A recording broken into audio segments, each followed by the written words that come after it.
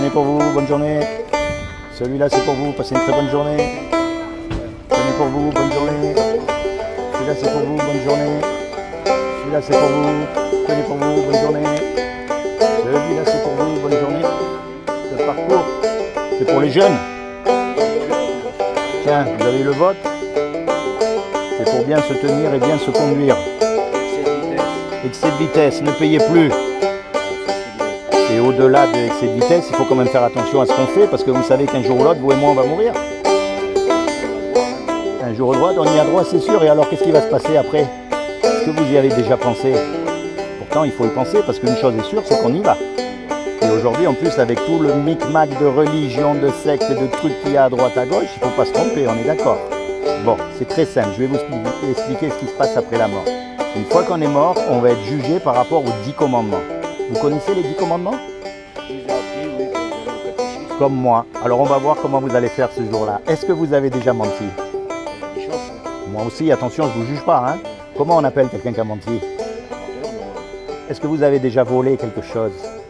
Peu importe la valeur. Hein. Moi, oui. Vous voyez, on a tous volé. Est-ce que vous avez déjà regardé une femme dans la rue pour la convoiter? Vous voyez, on est tous coupables. Il n'y en a pas un homme qui pourra dire « moi, je mérite d'aller au ciel ».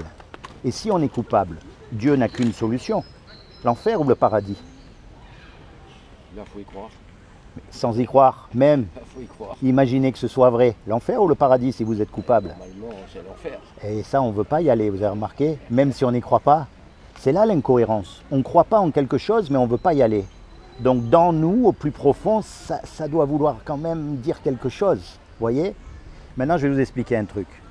Ce Dieu qui nous a créés, comme il nous a créés, il nous aime. C'est logique. N'importe quel créateur aime sa création. Je suis sûr que les Beatles, quand ils jouaient de la guitare, ils aimaient leur création. Un peintre, il va aimer sa peinture. Un cuisinier, il aime sa cuisine. Eh bien, Dieu qui nous a créés, il nous aime. Et il ne veut pas qu'on aille en enfer. Maintenant, il a fait quelque chose pour que vous et moi, malgré qu'on soit coupable, on puisse éviter d'aller en enfer. Est-ce que vous savez ce qu'il a fait? Il allait en faire des choses. Eh oui, parce que c'est la question la plus importante de la vie.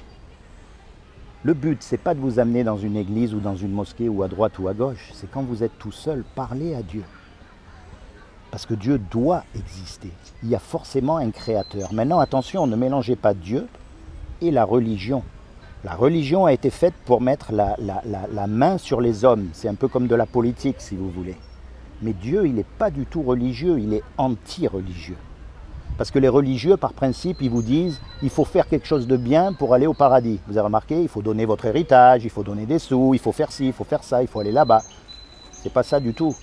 Dieu, il a fait quelque chose pour que vous et moi, on puisse éviter d'y aller en enfer. Vous savez ce qu'il a fait? C'est très simple. Il a envoyé son fils Jésus et il a dit quiconque croit que Jésus, c'est le Fils de Dieu et qu'il est ressuscité des morts, il aura la vie éternelle à mes côtés. Point. C'est une question de croire. Maintenant, je vais vous dire que les démons croient. Donc ça ne suffit pas. Il y a une question qui est la repentance. La repentance, c'est, bien sûr, il faut arrêter de voler, de mentir, de toutes ces choses, mais ça, on le sait au fond de nous. La vraie repentance, c'est à partir d'aujourd'hui. Pensez à ces choses. Pensez à Dieu. Parlez-lui. Dites-lui, j'y crois pas. Dites-lui, ça ne m'intéresse pas. Parlez-lui vraiment comme à un frère ou comme à un père. Vous voyez ce que je veux dire? Il n'y a pas besoin de lui lire des poèmes ou des trucs. Sincèrement, ce que vous avez dans le cœur. Mais sincèrement, vous le cherchez. Parce que dites-vous bien une chose. Les gens, ils jouent au loto alors qu'il y a une chance sur 10 millions de gagner. Et ils y croient.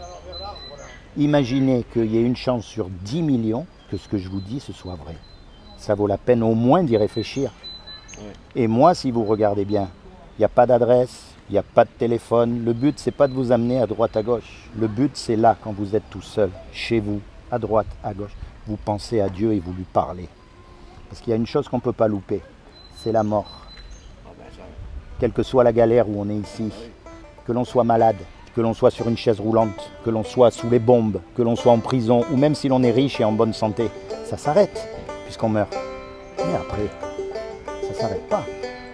Alors s'il y avait une chance sur 10 millions que ce soit vrai, ça vaut au moins la peine de chercher et de réfléchir.